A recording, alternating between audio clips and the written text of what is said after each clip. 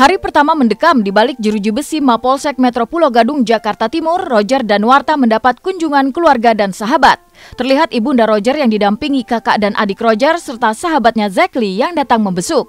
Selain membawakan perlengkapan sehari-hari untuk Roger, sang bunda juga membawakan sejumlah makanan kesukaan putranya tersebut.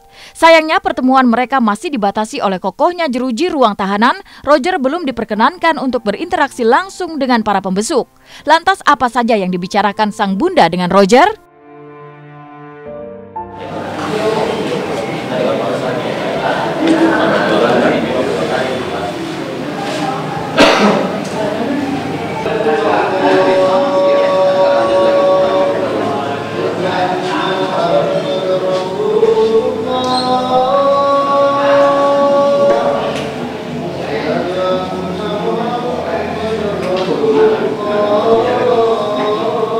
Turun tadi dibangun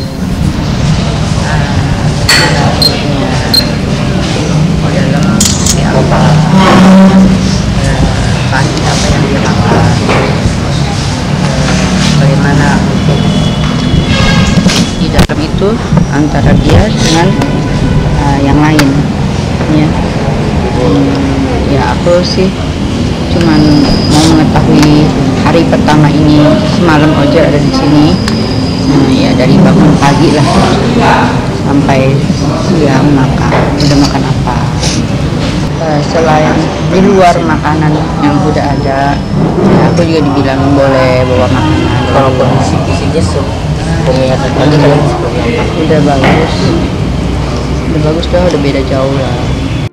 Meski sang bunda terlihat berusaha tegar, namun tidak demikian hanya dengan kedua saudara Roger. Bahkan sang adik Syasha sempat menangis terseduh-seduh usai bertemu sang kakak yang berada di balik jeruji besi. Ibunda Roger mengakui kakak dan adik Roger memang belum bisa menerima sepenuhnya kondisi Roger yang terkungkung di balik penjara akibat terjerat narkoba. Lantas benarkah keluarga akan segera mengupayakan rehabilitasi bagi Roger?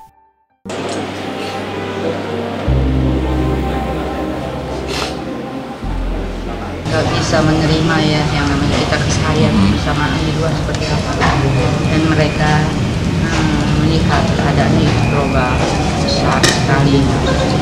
Tentu Michael Masakar itu sepertinya terhantam hati kecilnya, sepertinya tidak seharusnya dia seperti itu. Jadi ya seperti itulah. Semalam juga berasa sakit, seharusnya nggak seperti ini, dia tidak seperti itu loh, berada di sini.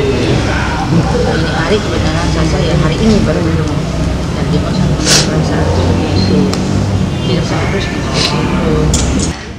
Itu nantilah dibicarakan tahap ya, terus itu yang lain aja belum, aku berharap itu dapat.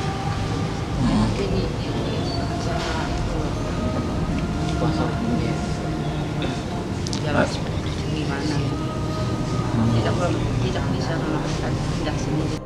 Sementara itu kondisi Roger yang baik-baik saja selama di ruang tahanan juga disampaikan oleh Zekli sahabatnya yang kemarin juga menjenguk. Menurut Zekli, kedatangannya untuk memberi support pada Roger agar mampu menghadapi cobaan yang kini tengah menderanya. Benarkah pada Zek, Roger mengaku menyesal lantaran telah menjadi budak narkoba? Halo Pak, apa kabar?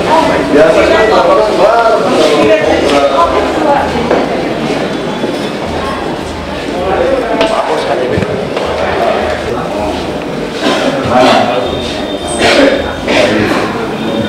gosok dan urusan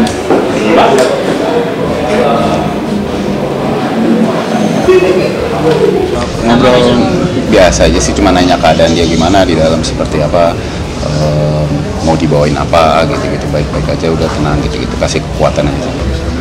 Enggak sih, cuma katanya baik-baik kok, nggak ada yang macam-macam, nggak gimana.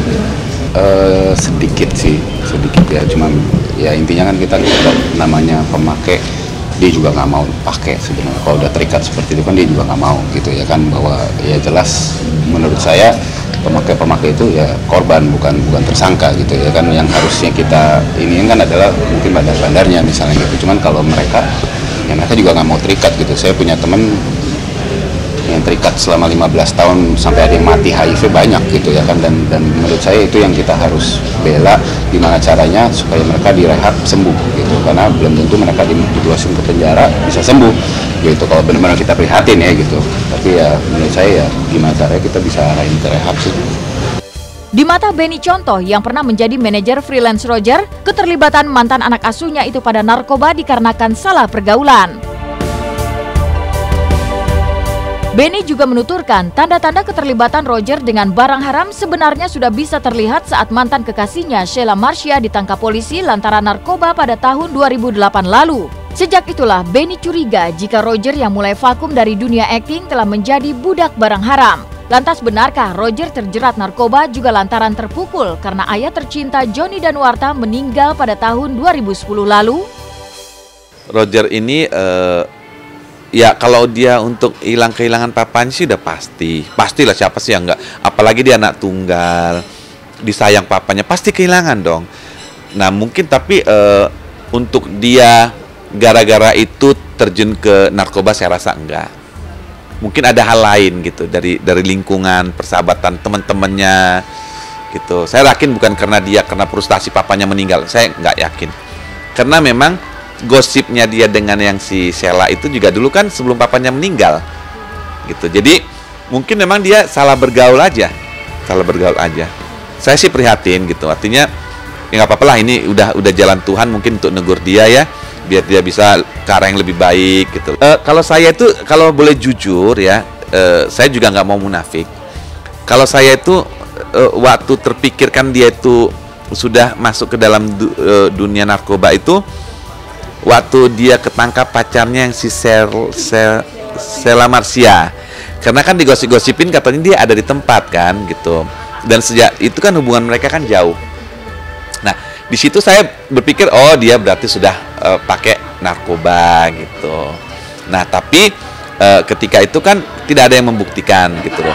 Dan saya juga nggak mau menyangka-nyangka, yang namanya manusia punya hak pribadi masing-masing gitu. Jangan munafik deh, di dunia entertain yang namanya dunia hiburan ya rentan dengan hal-hal seperti itu gitu.